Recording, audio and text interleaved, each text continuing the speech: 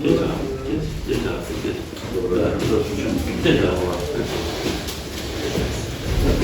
дозволу вже бачу журналістам. З Кримом, Луганськом, Донецьком, те ж саме. Без міра, де там далеко.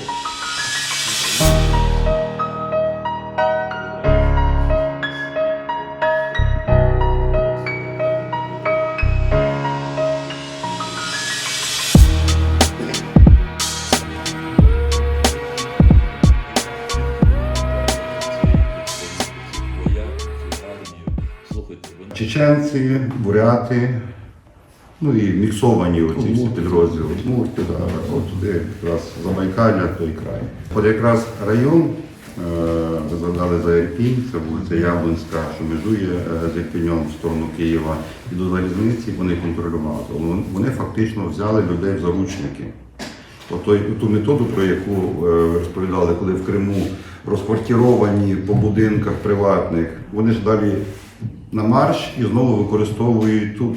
Кожний двір позаходили з технікою, відстрілялися, перемістилися і так далі. Але розмістилися як за живим щитом за людьми. Довгий період часу у нас 4 таких, 3 повноцінних було так званих зелених коридора, але вони все одно були небезпечні, тому що прострілювали і Червоний Хрест, і МЧС прострілювали машини, і по автобусах. Але коли запитуєш, а чи є хтось там з Яблоньки чи з Козаводської, хто вийшов на ті автобуси, практично одиниці, хто ризикнув перейти залізницю, вони їх просто там тримали вже. У нас досить тісна співпраця зараз з поліцією Криму і українською поліцією в Криму і в місті Севастополі, бо саме вони саме розслідують справу братської могили, де ексгумовано 117 загиблих. І також хочу сказати, що в регіоні проживає багато мусульман, насправді. Зокрема, чимало сюди приїхало кримських татар. Зокрема, на жаль, у нас серед загиблих є мусульмани, завтра буде поховання. Здається, це якраз кримський татарин, зараз уточнюємо інформацію. Тому буде похований відповідно до мусульманських традицій на нашому цвинтарі в Бучі. Тому кримсько-татарський народ дуже близький місту Буча. Ми багато знаємо, проводили багато спільних заходів в минулому році, було багато планів в цьому році і дуже раді вас тут бачити.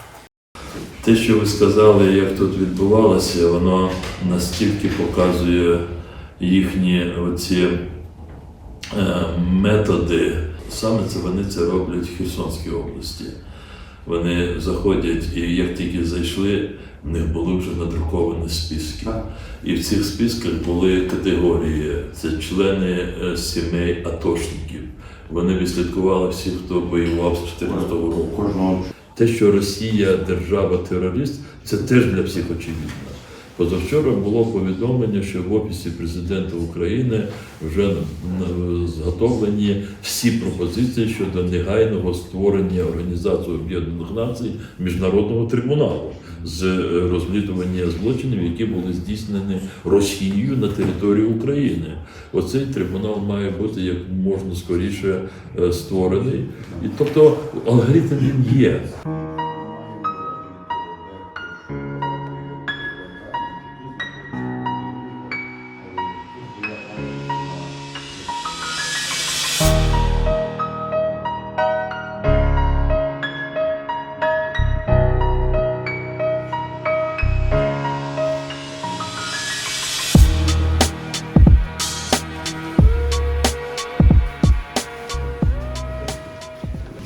Это городок занимает особое место в этой войне, потому что здесь скрылись такие зверства, которых не было и редко было во время Второй мировой войны.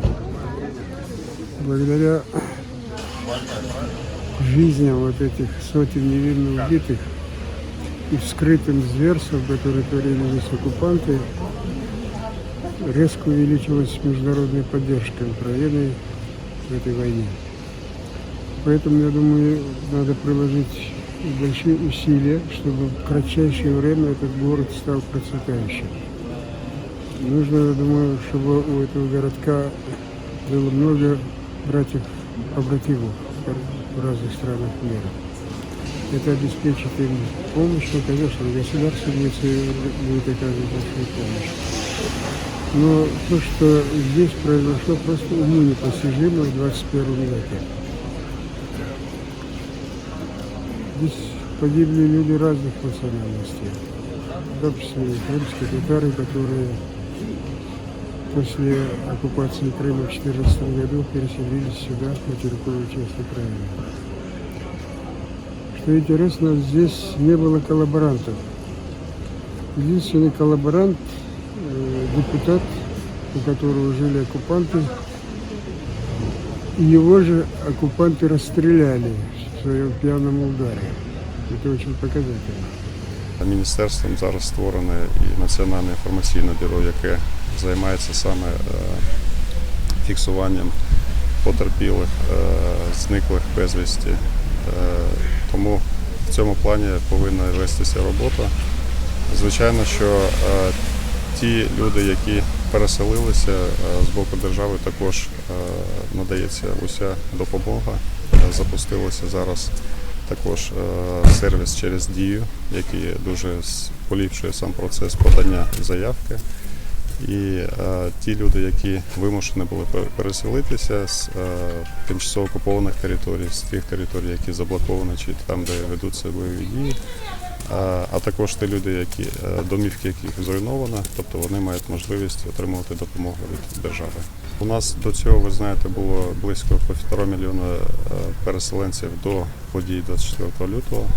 І буквально зараз дуже з кожним днем зростає кількість. Ми маємо внутрішніх переселенців близько 7 мільйонів. І близько 1,5 мільйона зараз вже звернулися по ЦНАПах і також через сервіс Дія по тому, щоб оформити довідки і подавали заявки на отримання допомоги.